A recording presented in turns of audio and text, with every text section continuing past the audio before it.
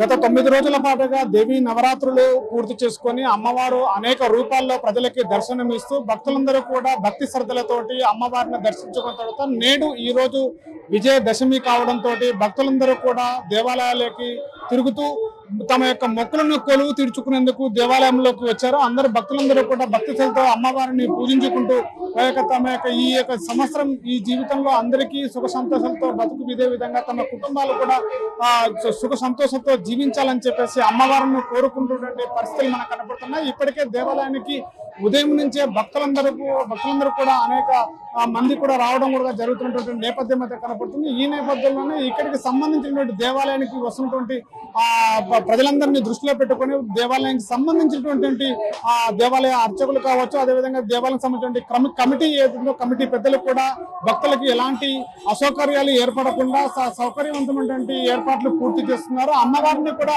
ఇక్కడ అనేక రూపాల్లో కొలువు తిరిగినప్పటికీ ఇక్కడ భక్తులందరూ కూడా అమ్మవారిని దర్శించుకున్నటువంటి పరిస్థితి అయితే ఏర్పడుతుంది. అదేవిధంగా ఈ నేపథ్యంలోనే విజయదశమి కావడంతో ఈ రోజు భక్తులందరూ కూడా తమ యొక్క వాహనాలకి శక్తి పూజ చేసుకొని ఈ శక్తిని సముపార్జించుకునే విధంగా కూడా అందరూ కూడా శక్తిని ఉపాసన చేసుకునే విధంగా బండ్లకు తమ యొక్క వాహనాలకు కూడా ఇక్కడ శక్తి పూజ చేస్తున్నటువంటి పరిస్థితి కనబడుతుంది. దీంతో పాటుగానే భక్తులందరూ కూడా ఇక్కడ దేవాలయంలో ఉన్నటువంటి అమ్మవారిని మొక్కులు తమ యొక్క మొక్కులను కోరుకునే విధంగా తమ యొక్క మొక్కులను తీర్చుకునే విధంగా కూడా ఇక్కడ ఏర్పడుతున్న పరిస్థితి మనకు కనపడుతుంది.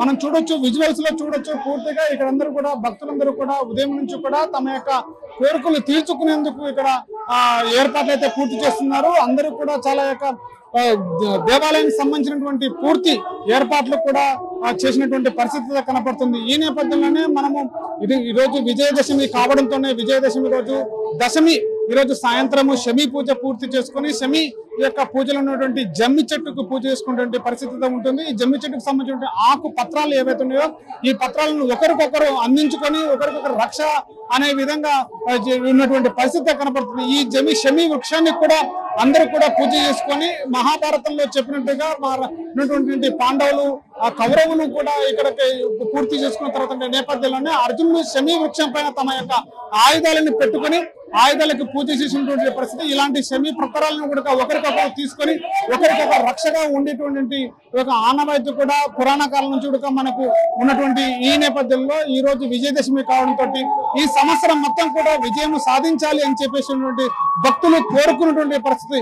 ఇక్కడ వచ్చినటువంటి భక్తులు కూడా ఎలాంటి అసౌకర్యాలు కూడా ఏర్పడకుండా ఇక్కడ ఉన్నటువంటి సౌకర్యవంతమైనటువంటి ఏర్పాట్లు కూడా దేవాలయం సంబంధించినటువంటి కమిటీ పెద్దలు కూడా అర్చకులు కూడా ఏర్పాట్లు పూర్తి చేస్తున్నటువంటి పరిస్థితి కనపడుతుంది.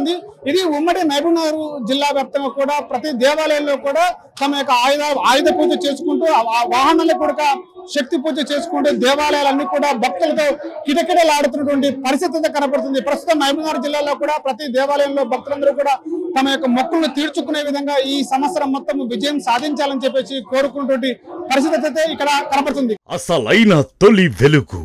ఫాలో వాట్సాప్ @తొలి వెలుగు official.